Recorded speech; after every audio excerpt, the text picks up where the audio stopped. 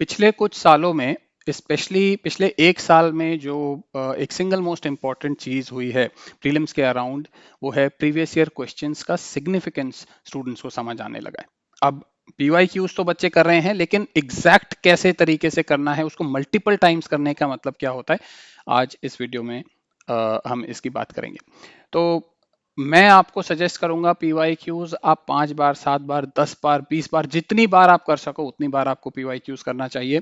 Because एक एक question, जो भी क्वेश्चन आप अभी 2025 अभी जो एग्जाम होगा प्रीलिम्स का, उसमें देखो, चाहे आप वो 30 to 40 स्टैंडर्ड फैक्ट क्वेश्चंस या जो नॉलेज वाले क्वेश्चन, जिसको इजी क्वेश्चंस बोलते हैं, जो बुक्स की नॉलेज से फुल्ली सॉल्व हो सकते हैं, चाहे आप उनकी बात कर लो, या बियॉन्ड दैट 60 to 70 जो क्वेश्चंस बच गए जिसमें कुछ नॉलेज आएगा, कुछ थोड़ा logical thinking, elimination types approach रहेगा, चाहे आप उनकी बात करो, हर एक क्वेश्चन में आपको फायदा होगा अगर आपकी ग्रिप पीवाईक्यूज के ऊपर अच्छी है। तो ऑफ कोर्स अगर आप नॉलेज के क्वेश्चंस की बात करोगे, नॉलेज एंगल से बात करोगे, तो आपको पीवाईक्यूज को नॉलेज एंगल से देखना है। और अगर आप बियॉन्ड नॉलेज एंगल से बात करोगे तो आपको बियॉन्ड नॉलेज देखना होगा। तो because and this is infinite, आप उसको कितने भी तरीके से देख सकते हो। इसीलिए मैं आपको ये बोल रहा हूँ, आप 10 बार, 20 बार, 50 बार, जितनी बार आप पीवाईक्यूज कर सको आप कर सकते हो। It really depends on your creativity कि आपको किस किस एंगल से आप क्वेश्चंस को देख सकते हो। आज के इस वीडियो में कुछ एस्पेक्ट्स मैं आपको बता दूंगा, बाकी उसके बाद depending on your time availability, depending on your effort का कितनी गुंजाइश बच रही है, आप इसको अपने आप सोच के आप कर सकते हो आगे। तो दो ब्रॉड एस्पेक्ट्स जो हैं क्वेश्चंस को करने के, एक हो गया नॉलेज एंगल से करना है, दूसरा हो गया एनालिसिस एंगल से करना है। नॉलेज एंगल का मतलब है कि आप वो जो 30 से 40 स्टैंडर्ड फैक्ट क्वेश्चंस आएंगे, जो नॉलेज वाले इजी क्वेश्चंस इनको बोलते आएंगे, उसको आप पीवाईक्यूज में कुछ भी फैक्ट जो दिया है, रेलेवेंट फैक्ट जो भी है, आपको एकदम फिंगर टिप्स पे होना चाहिए। कोई भी अकबर, मान लो कोई बुक, अकबर का कोई एस्पेक्ट पूछ लिया, योग वशिष्ठ वाली एक बुक का भी था कुछ, मतलब मल्टीपल एस्पेक्ट्स है किसी भी टॉपिक के ऊपर, Buddhism, Jainism, anything coming from knowledge angle, if it is there in your exam, you should be able to tell whether this thing has ever been asked, या इसके अराउंड क्या पूछा हुआ है पीवाईक्यूज में आज तक। ये आपको ट्रिमेंडस कॉन्फिडेंस देगा whenever you are looking at any fact, any aspect of a question. PYQs का जो एक्सपीरियंस आपका रहेगा, आपको बताएगा कि भाई इस पर्टिकुलर अगर ये कोई ट्रैप दिया है या कोई नॉलेज, कोई फैक्ट पूछा हुआ यूपीएससी ने, तो उस टाइप के फैक्ट, अगर एग्जैक्टली वैसा फैक्ट यूपीएससी ने नहीं दे रखा पहले, तो उस टाइप के फैक्ट्स जनरली ट्रू होते हैं कि जनरली फॉल्स होते हैं। आपको एक डिराइव्ड विजडम आपको आपको मिले, मतलब वो डिस्टिल्ड विजडम है। तो आप क्वेश्चंस बार बार देखोगे, ये सारी चीजें आपको समझ में आने लगेगी। तो नॉलेज एंगल से जब क्वेश्चन करोगे, आप 1979 से 2010 तक करो। सिविल सर्विसेज एग्जाम के 1979 से क्वेश्चंस अवेलेबल हैं। अगर आपके सोर्स जिससे भी आप कर रहे हो उसमें 1979 से नहीं है, आई वुड स्ट्रांगली सजेस्ट आप किसी ऐसे सोर्स को भी रेफर कर लो जहां 1979 से क्वेश्चंस हैं। मेरे पास भी एक प्रोफेशनल प्रोडक्ट है, in case you are interested, मैं अपना कॉन्टैक्ट लिंक टेलीग्राम का जो है इस चैनल, इस वीडियो के डिस्क्रिप्शन में दे दूंगा, you can contact me through that. Otherwise आप, मैं ये नहीं कह रहा मेरा परचेस करो, कोई भी जिससे भी आप खुश हो, जो भी प्रोडक्ट आपके लिए काम करे, लेकिन 1979 से क्वेश्चंस उसमें होने चाहिए। तो 1979 से लेके 2010 तक नॉलेज एंगल से करो। एंड क्योंकि 2011 से हमारे पास यूपीएससी के ओरिजिनल पीडीएफ हैं, पेपर के पीडीएफ भी मिल जाएंगे एंड ऑनलाइन मिल जाएंगे आपको, एंड ऑफिशियल आंसर कीज भी हैं। तो आप 2011 ऑनवर्ड्स टिल 2024 आपको मॉक लगाना है। पहले यूपीएससी के पेपर्स का मॉक लगाना है, एंड फिर कोई भी कोचिंग मॉक्स, बच्चे एक्चुअली सबसे बड़ा डाउट यही होता है कि भाई कोचिंग मॉक्स करें कि यूपीएससी के पेपर का मॉक करें। हजार तरीके के ना, एक मतलब वो क्या बोलेंगे, एक नोशंस हैं बच्चों के दिमाग में कि भाई यूपीएससी के पेपर है, बासी हो गए हैं, अब क्या देखना है, क्वेश्चन पहले ही पता है। ऐसा कुछ नहीं होता। आप मॉक करके देखो। अगर आपको ये लग रहा है मुझे कोई पर्टिकुलर एग्जाम 2024 ही मान लो, अगर आपको लग रहा है 2024 में तो मेरे को काफी क्वेश्चंस पता है, तो आप 2 घंटे का मॉक मत लगाओ ना। 2 घंटे का तो इन एनी केस आपको नहीं लगाना है। 1.5 घंटे का, मैक्सिमम 1.5 घंटा अलाउ करो। जितना ज्यादा आपको लग रहा है कि मुझे पेपर के बारे में पता है, आप उतना टाइम कम कर लो, आप 1 घंटे में कर लो, आप पौने घंटे में कर लो, 45 मिनट्स में कर लो। Depending on your familiarity with the question paper, आप अपना एक टाइम डिसाइड कर लो एंड उसमें पेपर को करना है। तो मॉक पे हम बाद में आएंगे। पहला जो तरीका है कि पीवाईक्यूज को एनालाइज मतलब आपको करना कैसे पीवाईक्यूज।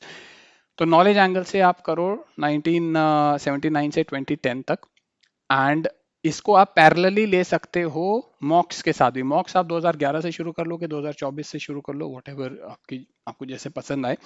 आप जब मॉक्स लगाने लगोगे तो आपको पता चलेगा ये जो 1979 से 2010 तक का जो जो पीवाईक्यूज है वो किस किस तरीके से रिपीट हो रहा है।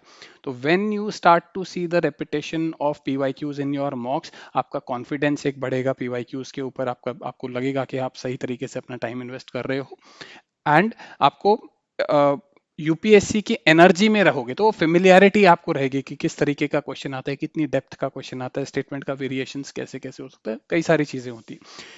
तो मेन चीज ये है कि आपको यूपीएससी की एनर्जी में रहना है। By that I mean PYQs में रखना है खुद को।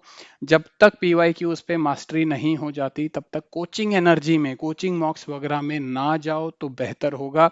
बिकॉज कोचिंग का अजम्पशन ये है कि इस एग्जाम को, प्रीलिम्स को, कोई भी क्वेश्चन आ जाए उसको नॉलेज से किया जा सकता है। तो उनके जो क्वेश्चंस बनाए जाते हैं मॉक्स वगैरह में, उसके जो ऑप्शंस होते हैं, स्टेटमेंट्स होते हैं, वो उस एस्पेक्ट से बनते हैं कि नॉलेज से किया जा सकता है। तो उनको एलिमिनेशन से या लॉजिकल थिंकिंग से करने का चांस बहुत कम होता है। और बहुत ज़्यादा आप कोचिंग में रहोगे तो क्वेश्चंस वो हिला नहीं पाओगे और उल्टा आपका कॉन्फिडेंस हिल जाएगा। तो the point is UPSC energy में जब रहोगे तो आपको समझ में आएगा यूपीएससी किस तरीके से क्वेश्चंस बनाता है। बहुत स्कोप होता है क्वेश्चंस को करने का, क्वेश्चन में ही हिंट होती है। मैं आपको पर्सनल एक्सपीरियंस से बता रहा हूँ, 30 से 40 तो क्वेश्चन आप मान लो नॉलेज से, जो बहुत अच्छा प्रिपेयर कोई होगा बच्चा 30 से मैक्सिमम 40 तक चला जाएगा, जो प्योर नॉलेज से पूरा क्वेश्चन सॉल्व कर सकता है। फिर भी 60-70 क्वेश्चन तो बच गए ना जो प्योर नॉलेज से नहीं हो सकते। तो वो 60-70 क्वेश्चन में से मैं आपको बाय एक्सपीरियंस बोल रहा हूँ मिनिमम 30, 35, 40 क्वेश्चन आप कर सकते हो अगर 2011 से, जो लेटेस्ट ईयर अवेलेबल है 2024 है अभी जैसे इस साल, 2024 तक क्वेश्चंस आप कम से कम 5 बार एनालिसिस एंगल से करना है। ठीक है, नॉलेज एंगल से तो करना ही करना है, लेकिन एनालिसिस एंगल से भी करना है। तो अभी जो मैंने आपको बताया नॉलेज एंगल से 1979 से 2010 तक करो, पैरेलली मॉक लगाने लग जाओ अपना, और जैसे ही किसी भी साल का मॉक देते हो फिर उसको नॉलेज एंगल से भी करना है। तो 1979 से 2010 तक तो रिवाइज करते ही रहो, एंड वही टॉपिक जो है आप जो आपने जिसका मॉक दे दिया उसको आप नॉलेज एंगल से भी इंक्लूड कर लो। 2011 से 2024 को मैं मॉक करने के लिए इसलिए बोल रहा हूं पहले, before doing it from knowledge angle मतलब टॉपिक वाइज एंगल, ताकि वो पेपर आपके लिए फ्रेश, ज्यादा से ज्यादा फ्रेश रह सके। अगर आपने पहले ही देख लिया, टॉपिक वाइज देख लिया, तो जब मॉक लगाओगे तो उसका इम्पैक्ट उतना नहीं आएगा। ठीक है, तो उसको मॉक पहले करना है, once that mock is done फिर उसको टॉपिक वाइज भी लाते रहो अपना साथ में। अच्छा, तो एक एस्पेक्ट हो गया नॉलेज एंगल से करना। I hope I am clear in this part. जो दूसरा एस्पेक्ट है जो एनालिसिस एंगल से करना है, अब यहाँ पे बात आएगी कि जो बोलते हैं 5 बार 7 बार 10 बार करना है, तो वो कैसे करना है। देखो, आप जितनी बार भी क्वेश्चंस को देख रहे हो वो एक राउंड, एक टाइप काउंट हो गया। ठीक है, जैसे नॉलेज एस्पेक्ट से करोगे तो वो एक बार काउंट हो गया, फिर उसी को रिवाइज करते रहो। अगला एस्पेक्ट आपका हो जाएगा ईयर वाइज। जब आप मॉक लगा रहे हो तो ईयर वाइज हो जाएगा। अच्छा देखो, मॉक का सबसे इंपॉर्टेंट पर्पस ये है कि आप प्रेशर में, प्रेशर हैंडलिंग कैपेसिटी आप डेवलप कर रहे हो। आप अपने माइंड को आदत लेके आ रहे हो कि अंडर प्रेशर आप कैसा कर रहे हो। And I am telling you, you mark my words, आप किसी भी एग्जाम का 2011 से, किसी भी साल का 2011 से 2024 तक का आप पेपर देखो, चाहे आप कितना ही बार आपने क्वेश्चन कर लिया हो, जब आप टाइम्ड प्रेशर में उसको करोगे आपको, आपसे गलतियां होंगी। And you need to know when you do mistakes. ये जो पोस्ट मॉक एनालिसिस है वो सबसे जरूरी होता है। किसी साल में अगर आपको लगे मेरे को इसका पता है, मान लो 2024 का पता है, 2023 रिसेंट ईयर्स का आपको पता है, तो आप 2011 से शुरू कर दो, 2012 से शुरू कर दो। जब तक आप 24 तक आओगे तब तक आपका एक फेयरनेस, फेमिलियरिटी उन क्वेश्चंस की कम हो गई होगी, डिस्टेंस बन गया होगा ना, टाइम आपका इलैप्स ज्यादा हो गया होगा। और फिर भी लग रहा है कि मैंने किसी साल के क्वेश्चन मान लो मेरे को पता है, तो आप अपना टाइम कम कर दो in terms of like maybe you do just in 1 hour entire paper. 1.5 घंटे की बजाय 2 घंटे में तो कभी भी मॉक देना नहीं चाहिए, 1.5 घंटा मैक्सिमम अलाउड है। बिकॉज वो आधा घंटा आप रखो बफर के लिए, शॉक के लिए, जब एग्जाम पेपर में जाओगे तो एक थोड़ा गैप रखो आधे घंटे का। अभी जो मॉक दोगे तो 1.5 घंटा मैक्सिमम, 1.5 आवर्स मैक्सिमम आप मॉक अलाउड है। इस पे जितना ज़्यादा आपको लगे कि मेरे को कितना फेमिलियर है कोई पेपर, उतना टाइम कम कर दो। ज़्यादा फेमिलियर लग रहा है तो 1 घंटे में कर लो, और ज़्यादा फेमिलियर लग रहा है पौने घंटे में, 45 मिनट्स में कर लो, ठीक है।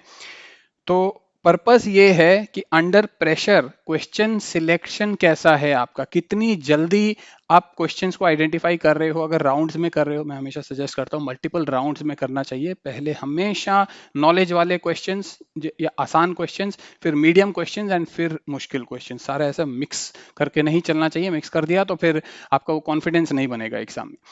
तो मेरा सजेशन तो ये रहता है राउंड वाइज करो। एंड जो जब पेपर कर रहे हो आप, तो कितनी जल्दी किस क्वेश्चन को किस राउंड में करना है, कितनी जल्दी आप बता सकते हो, ये पर्पस होता है मॉक देने का। एंड कोचिंग के मॉक में ये इसलिए अच्छे से नहीं बन पाता बिकॉज कोचिंग का अजम्पशन ही ये है कि भाई सब कुछ नॉलेज से हो सकता है। तो उसमें जो स्टेटमेंट्स दिया हुआ है, जो डेप्थ है स्टेटमेंट्स का, जो ऑप्शन दे रखा है, जो स्टेटमेंट कॉम्बिनेशन दे रखा है, जो स्ट्रक्चरिंग है बेसिकली क्वेश्चन की, वो इस हिसाब से बनाते हैं कि नॉलेज से सब कुछ सॉल्व हो सकता है। जबकि यूपीएससी का अजम्पशन ये नहीं होता है। बहुत सारे क्वेश्चन होते हैं जो बिना नॉलेज के हो जाते हैं, क्वेश्चन में ही हिंट दिया हुआ होता है। तो आपको यूपीएससी एनर्जी में रहते हुए, जिसका बेस्ट वो रहेगा, सोर्स रहेगा यूपीएससी के ही पेपर्स, आप अब टाइम्ड प्रेशर में डिसाइड करो किस राउंड में कौन सा क्वेश्चन करना है, कितनी जल्दी आप ये डिसाइड कर सकते हो। तो मॉक्स का बहुत सिग्निफिकेंस है। मॉक नहीं करोगे तो फिर बहुत प्रॉब्लम में आओगे बिकॉज टाइम्ड प्रेशर में आपका माइंड वो नहीं हो रखा, ट्रेन नहीं हो रखा, सोचना कैसे है, बियर कैसे करना है, जो नहीं आ रहा है उसको छोड़ना कैसे, ये सब प्रैक्टिस की बात होती है। लगता है कि हम कर लेंगे, आप करके देखना तो प्रॉब्लम जब आएंगी अभी फेस कर लो, नहीं तो यही प्रॉब्लम एग्जाम हॉल में ज्यादा कॉस्ट कर जाएगी। तो एक एस्पेक्ट हो गया मॉक का करना। उसके बाद नेक्स्ट जो एस्पेक्ट हो गया post mock analysis. Post mock analysis का पर्पस यही है, आप पूरा पेपर दोबारा से देखो, जो क्वेश्चन छूटे उनको भी फिर से सॉल्व करो। एंड एनालिसिस में ये देखना है कि कितने क्वेश्चंस आपने करे, आपका क्या स्कोर आ रहा है। तो आप जब मॉक दे रहे हो तो मे बी कभी क्वेश्चन थोड़ा बढ़ा के करके देखो, कभी क्वेश्चन घटा के करके देखो। You will realise a sweet spot जिस रेंज में आपका स्कोर मैक्सिमाइज हो जाता है। तो एक तो आपका किस रेंज में जनरली आप बेस्ट परफॉर्म करते हो ये पता चलेगा। दूसरी बात है क्या कुछ ऐसे क्वेश्चंस थे जो नहीं करने थे, जो छोड़ने चाहिए थे, लेकिन वो आपने किए, उनमें ज्यादा टाइम वेस्ट हो गया, और या क्वेश्चन ज्यादा गलत हो गए, ठीक है। या कुछ ऐसे क्वेश्चंस थे जो आसान थे लेकिन आप कर नहीं पाए, अटेम्प्ट नहीं दे पाए, क्वेश्चन ठीक से पढ़ा नहीं, कि अटेंशन क्वेश्चन देखा ही नहीं, राइट। तो क्या कुछ ऐसे क्वेश्चन थे जो करने थे लेकिन छूट गए, या कुछ ऐसे क्वेश्चन थे जो नहीं करने थे लेकिन जबरदस्ती अटेम्प्ट हो गए। तो ये रियलाइजेशन आपका आएगा पोस्ट मॉक एनालिसिस से। किस टाइप के क्वेश्चन ज्यादा गलत होते हैं सब्जेक्ट वाइज, आप ये देखो। आप question statement wise, one statement के गलत ज्यादा होते हैं, टू के गलत होते हैं, थ्री के गलत, मल्टीपल स्टेटमेंट के ज्यादा गलत होते हैं। तो पोस्ट मॉक एनालिसिस, तो अगर आप मॉक में 1 घंटा दे रहे हो, पोस्ट मॉक एनालिसिस 5 घंटे आपको कॉस्ट करेगा, ये सारे एस्पेक्ट्स देखने के लिए। और जब भी कोई मॉक देते हो, सबसे इंपॉर्टेंट चीज है पोस्ट मॉक एनालिसिस। उसके बाद ही आप अपना सेल्फ अवेयरनेस की बात तो पोस्ट मॉक एनालिसिस से ही आएगी। मेरी क्या कमजोरी है, मेरी क्या स्ट्रेंथ्स हैं, उस हिसाब से मैं अगला मॉक डिसाइड करूंगा कि मैंने किस स्ट्रेटेजी से देना है, ठीक है। तो मॉक एनालिसिस बहुत जरूरी है। ये भी आपका एक राउंड हो गया, मतलब एक एक बार हो गया क्वेश्चन करने का। फिर नेक्स्ट मॉक, फिर दोबारा मॉक एनालिसिस, फिर नेक्स्ट मॉक, तो ये इस तरीके से चलेगा। उसके बाद है, आप मान लो आपने पूरा 2011 तक, 2024 से शुरू किया, 2011 तक सारा मॉक भी कर लिया, पोस्ट मॉक एनालिसिस भी हो गया। उसके बाद कैसे करना है, आप एस्पेक्ट वाइज कर सकते हो। हर क्वेश्चन के बहुत सारे पहलू हो सकते हैं, बहुत सारी कैरेक्टरिस्टिक्स हो सकती हैं। एंड उस उन कैरेक्टरिस्टिक्स को मैंने एक प्रोफेशनल टूल बना रखा है। अगर आप इंटरेस्टेड हैं, you can by that subscription. नहीं तो ये अपने एंड पे भी कर सकते हो, जैसे भी आपको इजी लगे, फास्ट लगे, इफेक्टिव लगे। तो मैंने अपने जो टूल क्रिएट कर रखा है उसका नाम है RDI ET रिसर्च चैनल है, ये एलिमिनेशन टेक्निक्स रिसर्च चैनल है। तो इसमें मैं सिर्फ आपको एक एग्जांपल के तौर पे बता रहा हूँ, and you can just see how to do it, and then you can have your own source. अपना नॉर्मल PYQs में भी कर लोगे, किसी भी सोर्स में आप इसको कर सकते हो, और नहीं तो ये लेना है तो आपकी मर्जी है।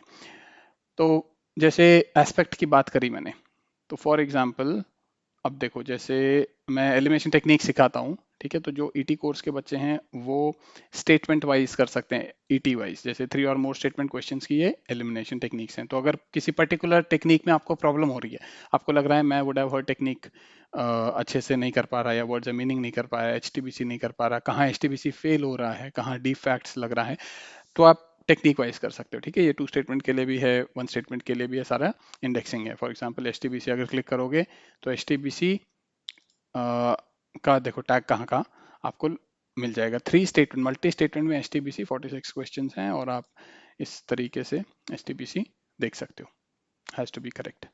ओके, बाकी और एस्पेक्ट क्या हो सकता है, एक तरीका हो गया, तो एक राउंड आपका हो गया एलिमिनेशन एंगल से देख लिया आपने। और कैसे कर सकते हो आप, क्वेश्चन टाइप की अगर हम बात करें, देखो कहाँ पे ये बहुत इंपॉर्टेंट है, AOTA NOTA, all of the above, none of the above, just one, कहाँ पे आंसर है कहाँ पे आंसर नहीं है, ये एनालिसिस, ठीक है। where aorta is answer, where aorta option is given but it is not answer, where nota is answer, nota option is given but nota is not the answer, where just one of the statements in the question is the answer, where it is not the answer। Okay, तो ये aspect multi statement questions के लिए तो single most important है, जो आपको देखना ही चाहिए। अब जैसे हम एओटा की बात करें, फॉर एग्जांपल कहाँ पे एओटा आंसर है, मल्टी स्टेटमेंट क्वेश्चंस में 101 जगह आपको ये टैग लगा मिलेगा। तो अब 2024 से फॉर एग्जांपल आप देखोगे, जैसे इस क्वेश्चन में, अच्छा अगर देखो delta, okay 1 2 3 all are answer. अब 2024 की ऑफिशियल आंसर की नहीं आई है, तो हो सकता है कुछ क्वेश्चंस में आंसर एरोनियस, जो नॉन ईटी स्टूडेंट्स हैं मैं उनकी बात कर रहा हूँ। अगर आपको लग रहा है कि नहीं ये कोई किसी क्वेश्चन में आंसर ये नहीं होना चाहिए, what ever, not an issue, 2023 तक तो आ रखी है, आप 2023 से कर लो इस चीज को, ठीक है। तो एओटा कहाँ पे आंसर है, एओटा कहाँ पर आंसर नहीं है, आप क्वेश्चन की कैरेक्टरिस्टिक्स देखो। By characteristics I mean preparability of the statements कैसी है, स्टेटमेंट बहुत रैंडम है कि स्टेटमेंट्स प्रिपेरेबल है स्टैंडर्ड फैक्ट से, स्टैंडर्ड बुक से वो स्टेटमेंट्स हो सकती हैं कि नहीं। आप उस क्वेश्चन में ऑप्शंस एनालिसिस देखो, यहाँ देखो 3 ऑप्शंस में जैसे 2 स्टेटमेंट्स दे रखा है, एक में सारी दे रखी हैं। कुछ कुछ स्टेटमेंट्स ऐसे होते हैं जिसमें आपको सिर्फ दिया होगा 2 ओनली, या 1 ओनली, या 3 ओनली, एंड देन आपको 2 स्टेटमेंट्स भी कंबाइन करके दिया होगा, 3 स्टेटमेंट्स भी कंबाइन करके दिया होगा, right. So I don't want to make this video too complex, but the point is कि जैसे मैंने बोला, आप इनफाइनाइट तरीके से क्वेश्चंस को देख सकते हो, and that is why you will be able to do them multiple times, 8 बार, 10 बार, 20 बार, वॉट एवर, राइट। सो एक तरीका हो गया ये ऑप्शंस एनालिसिस आप कर सकते हो। उसके बाद और क्या तरीका हो गया, आप सब्जेक्ट वाइज देखो, आप स्टेटमेंट्स में ये देखो कहाँ पर हिस्ट्री के क्वेश्चन मान लो आपने सिर्फ देखना है, आप कि कहाँ पर एलिमिनेशन लग सकता है, कहाँ पर एलिमिनेशन नहीं लग सकता, हिस्ट्री में भी किस टाइप के क्वेश्चंस में आप अच्छे हो, किस टाइप के खराब आपका एक्यूरेसी रहता है, सेम वे बाकी सब्जेक्ट्स में हो सकता है। आप स्टेटमेंट टाइप वाइज देख सकते हो, ठीक है। जैसे नंबर स्टेटमेंट, तो अगर नंबर दिया हुआ है स्टेटमेंट में, या डेट दिया हुआ है, या रैंक दिया हुआ है, India is first, India is second, India is third, right, उस टाइप से कोई वर्ड स्ट्रेस हो रहा है कहीं पर, किसी पर्टिकुलर टाइप का वर्ड पे स्ट्रेस हो रहा है, most important, it can not be done, something can not be done, that kind of word stress, ठीक है। ये इग्नोर वर्ड स्ट्रेस तो ईटी स्टूडेंट्स के लिए है, मतलब कहाँ वर्ड स्ट्रेस दे रखा है लेकिन हमको उसको इग्नोर करना है, तो non ET students don't worry about it, लेकिन बाकी चीजें, बाकी एस्पेक्ट आप देख सकते हो, ठीक है। नंबर स्टेटमेंट जैसे फॉर एग्जांपल 69 क्वेश्चंस ऐसे हैं जहां पे किसी ना किसी तरीके का नंबर, यहाँ देखो जैसे 3.2%, ठीक है। 2023 का 84th क्वेश्चन, यहाँ पे नंबर स्ट्रेस आपको मिल जाएगा 600, 400, ठीक है। ऐसे स्टेटमेंट्स को कैसे डील करेंगे, तो बहुत सारे एस्पेक्ट्स हैं करने के लिए। आप जैसे यहाँ पे फ्लैग कोड ऑफ इंडिया दे, तो एक एस्पेक्ट यही हो सकता है कि let me see questions related to laws, codes, policies, है ना, कन्वेंशंस, मतलब कुछ कुछ रेगुलेशन बेस्ड क्वेश्चन, बहुत सारे क्वेश्चन जैसे स्कीम्स रिलेटेड क्वेश्चन भी इसी में इंक्लूड कर सकते हो, मातृत्व योजना और वो मैटरनिटी बेनिफिट्स एक्ट, बहुत सारे आते रहते हैं क्वेश्चन ऐसे, हर साल दो तीन क्वेश्चन। तो मोटी बात यह है कि आप क्वेश्चंस का कैरेक्टरिस्टिक्स, जिस भी कैरेक्टरिस्टिक को आप सोच सकते हो कि मेरे को इस तरीके से देखना है क्वेश्चन को। अब जैसे बताया रैंक स्टेटमेंट भी नंबर, अब जैसे ये था देखो लेजिस्लेशंस, ठीक है। तो एक क्वेश्चन के मल्टीपल एस्पेक्ट्स हो सकती है, नंबर स्टेटमेंट भी है, इसमें लॉ की भी बात हो रही है, इसमें लेजिस्लेशन की भी बात हो रही है, ठीक है। इसमें देखो टू स्टेटमेंट में कुछ तो रिपीट हो रहा है, यहाँ पे कुछ स्टैंडर्ड फैक्ट क्वेश्चन है।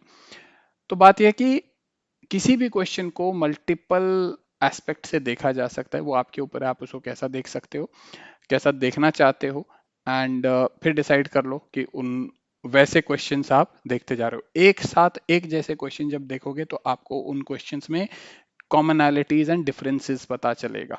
फॉर एग्जांपल जैसे रैंक स्टेटमेंट है, 31 क्वेश्चंस में कुछ तो रैंक की बात हो रही है, जैसे ये देखो one of the leading exporters, second largest, rank की बात हो रही है ना, ठीक है। उसके बाद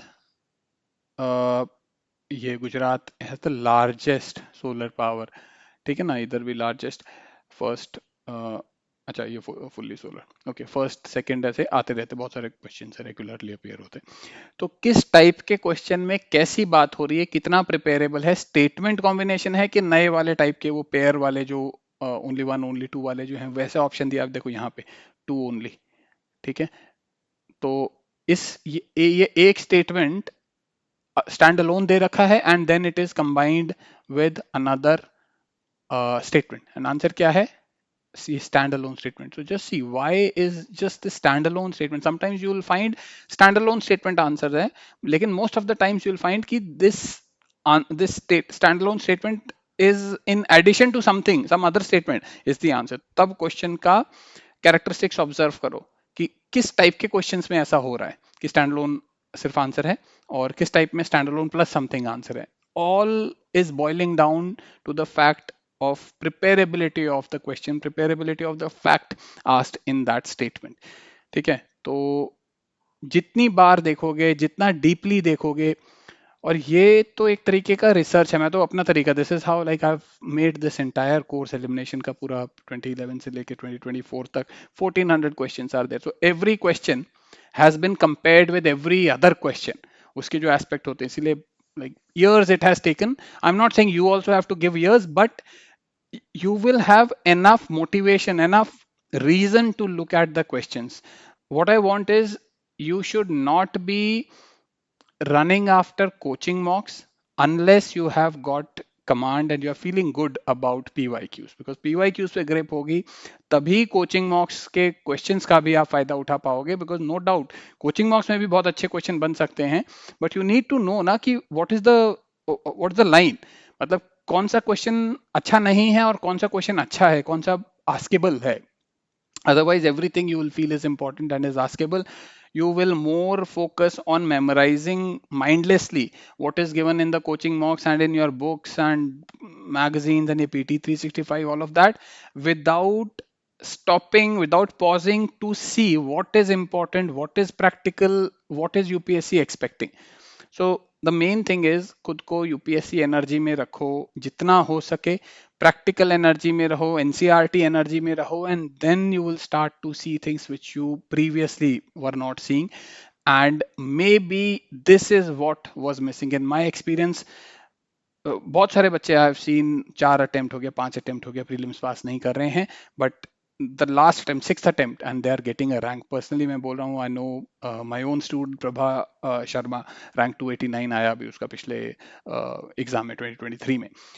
5 अटेम्प्ट में दिक्कत हो रही है प्रीलिम्स क्लियर करने में। आई थिंक एक बार उसका मॉक ये मेंस लिखा था उसने 2017 में, बट लाइक ओवरऑल ब्रॉडली देखें 5 अटेम्प्ट में प्रीलिम्स में दिक्कत हो रही है, but the moment she saw value in PYQs and NCRTs and like overall she looked at the right thing, तो उसका प्रीलिम्स भी निकला, उसका मेंस भी निकला और उसका इंटरव्यू भी निकल गया, रैंक आया। तो बहुत बार ऐसे होता है, मेहनत सब बच्चे करते हैं, लेकिन अगर आपको ऐसा लग रहा है कि बहुत मेहनत करने के बाद भी गाड़ी कहीं ना कहीं अटक रखी है, आपको वो प्रिपरेशन में मजा नहीं आ रहा, you are not able to live your preparation, that excitement is not there, but वो फियर और वो नेगेटिव स्ट्रेस और उस टाइप का फीलिंग अगर हो रहा है, मैं आपको सजेस्ट करूंगा एक बार PYQs की लाइन पे चल के देखो, NCERT practical, what is practical you do, what is not practical for you just leave, you take that leap of faith, and maybe this is what was missing in your preparation, and you also a rank may be waiting for you in this attempt itself, right? uh, I hope this video made sense. Do let me know in the comments if it worked out for you, if this video made sense. If there is any other question जिस पे आप चाहो मैं video बनाऊं, do message me. If you wish to get in touch with me personally, I'll leave my contact, the Telegram ID in the description of this video. You can message me, and yeah, all the best. Take care.